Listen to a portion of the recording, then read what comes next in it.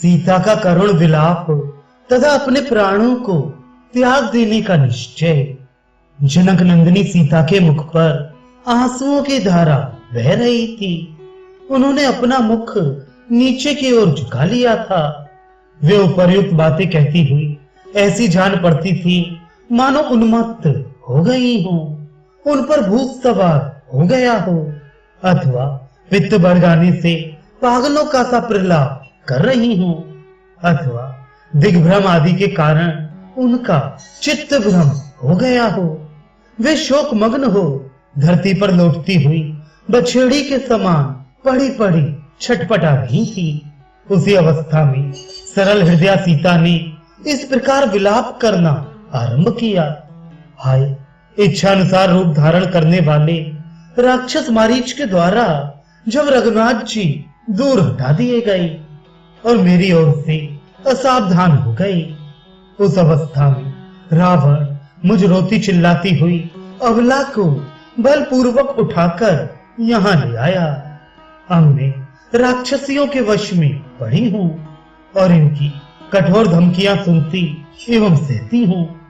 ऐसी दशा में अत्यंत दुख से आर्त एवं चिंतित होकर मैं जीवित नहीं रह सकती।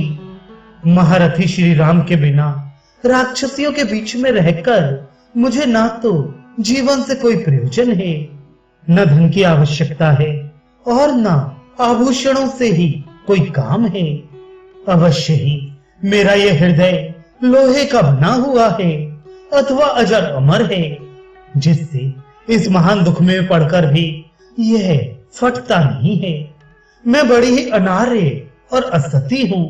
मुझे धिक्कार है जो उनसे अलग होकर मैं एक मुहूर्त भी इस पापी जीवन को धारण किए हूँ। अब तो यह जीवन केवल दुख देने के लिए ही है। उस लोक निंदित निशाचर रावण को तो मैं बाएं पैर से भी नहीं छू सकती, फिर उसे चाहने की तो बात ही क्या है। यह राक्षस अपने क्रूर स्वभाव के कारण ना तो मेरे इनकार पर ध्यान देता है, ना अपने महत्व को समझता है और ना अपने कुल की प्रतिष्ठा का ही विचार करता है। बारंबार मुझे प्राप्त करने की ही इच्छा करता है। राक्षसी, तुम्हारे देर तक बकवाद करने से क्या लाभ?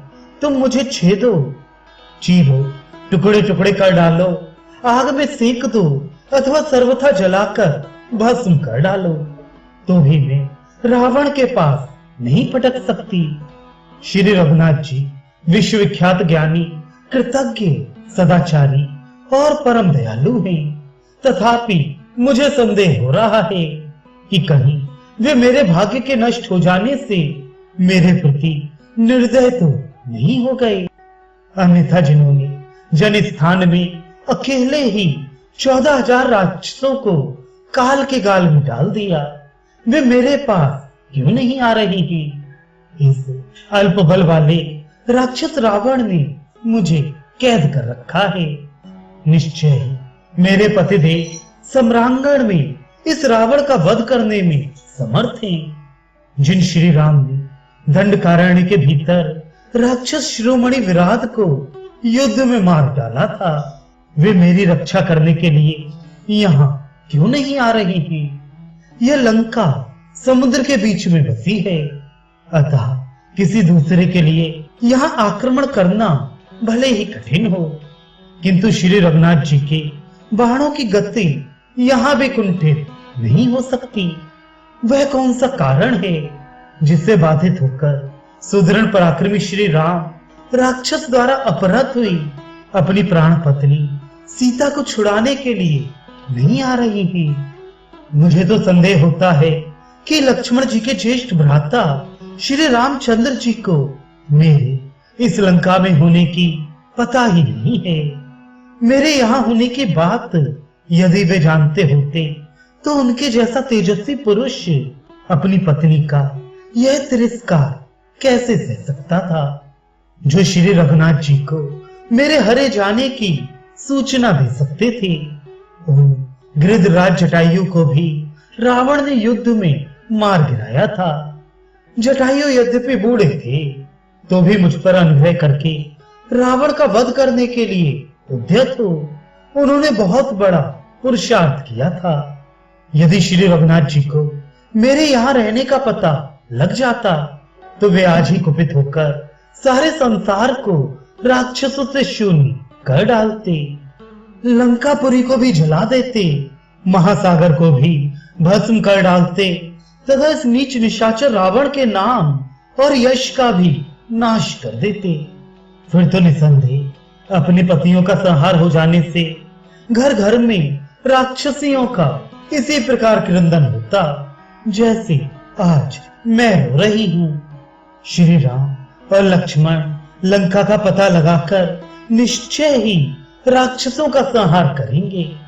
जिस शत्रु को उन दोनों भाइयों ने एक बार देख लिया वह 2 घड़ी भी जीवित नहीं रह सकता। अब थोड़े ही समय में ये लंकापुरी शमशान भूमि के समान हो जाएगी।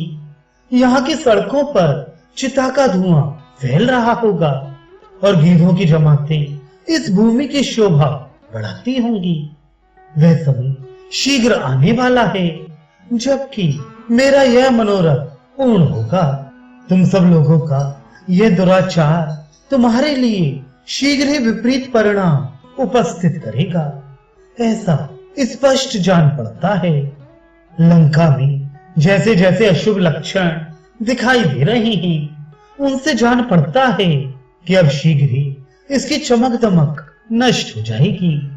पापाचारी राक्षस राज रावण के मारे जाने पर यह दुर्दर्श लंकापुरी भी निश्चय विधवा युक्ति की भांति सूख जाएगी, नष्ट हो जाएगी।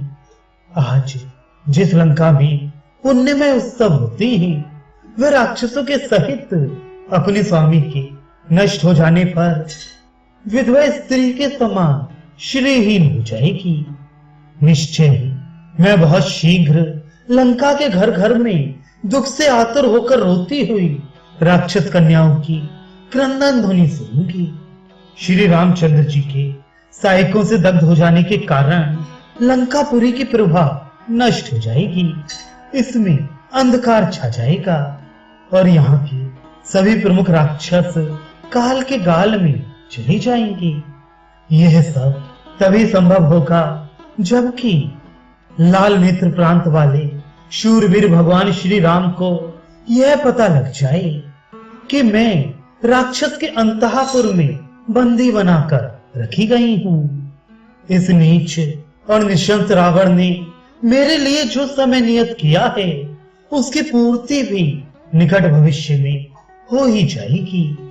उसी समय दुष्ट रावण ने मेरे वध का निश्चय किया है। ये पापाचारी राक्षस इतना भी नहीं जानते कि क्या करना चाहिए और क्या नहीं। इस समय अधर्म से ही महान उत्पात होने वाला है। ये मांसभक्षी राक्षस धर्म को बिल्कुल नहीं जानते ही। वह राक्षस अवश्य ही अपने कलेवे के लिए मेरे शरीर के टुकड़े टुकड़े कर डालेगा। उस समय अपने प्रिय दर्शन पति के बिना मैं असहाय अबला क्या करूंगी। जिनके नेत्र प्रांत अरुण वर्ण के हैं उन श्री रामचंद्र जी का दर्शन ना पाकर अत्यंत दुख में पड़ी हुई मुझ असहाय अबला को पति का चरण स्पर्श किए बिना ही शीघ्र यम देवता का दर्शन करना पड़ेगा। भरत के बड़े भाई भगवान श्री राम ये नहीं जानते हैं कि मैं जीवित हूँ। यदि उन्हें इस बात का पता होता तो ऐसा संभव नहीं था कि वे पृथ्वी पर मेरी खोज नहीं करते। मुझे तो ये निश्चित जान पड़ता है कि मेरे ही शोक से लक्ष्मण के बड़े भाई वीरवर श्री राम भूतल पर अपने शरीर का त्याग करके यहाँ से देवलोक को चले गए हैं। वे देवता गंधर्व सिद्ध और महर्षि गण धन्य हैं जो मेरे पतिदेव वीर शिरोमणि कमल नयन श्री राम का दर्शन पा रही हैं।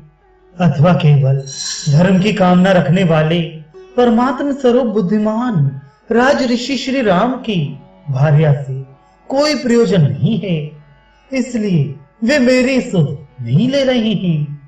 जो स्वजन अपनी दृष्टि के सामने होते हैं उन्हीं पर प्रीत बनी रहती है। जो आंख से ओझल होते हैं उन पर लोगों का स्नेह नहीं रहता।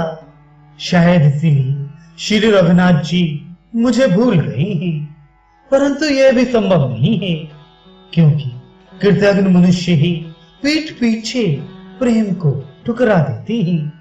भगवान श्री राम ऐसा नहीं करेंगे। अथवा मुझ में कोई दुर्गुण है या मेरा भाग्य ही टूट गया है, जिससे इस समय मैं माननीय सीता अपने परम पूजनीय पति श्री राम से बिछुड़ गई हूँ। मेरे पति भगवान श्री राम का सदाचार अब क्षुण्ण है। शूरवीर होने के साथ ही शत्रुओं का संहार करने में समर्थ हैं। मैं उनसे संरक्षण पाने की योग्य हूँ, परंतु उन महात्मा से बिछुड़ गई। ऐसी दशा में जीवित रहने की अपेक्षा मर जाना ही मेरे लिए श्रेयस्कर है। अथवा वन में फल मूल खाकर विचरने वाले वे दोनों वनवासी बंधु नरश्री श्री राम और लक्ष्मण अब अहिंसा का व्रत लेकर अपने अस्त्र शस्त्रों का परित्याग कर चुके हैं। अथवा दुरात्मा राक्षस राज रावण ने उन दोनों शूरवीर बंधु श्री राम और लक्ष्मण को छल से मरवा डाला है।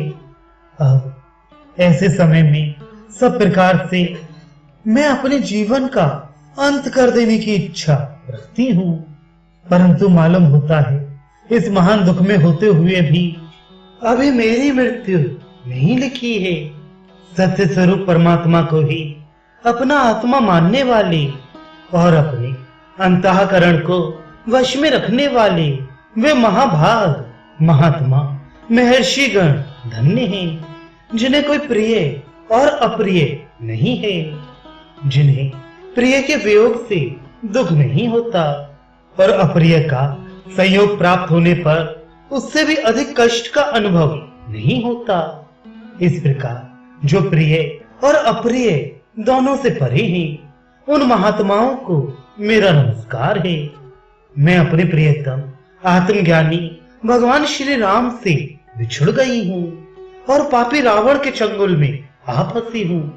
अतः अब इन प्राणों का परित्याग कर दूंगी।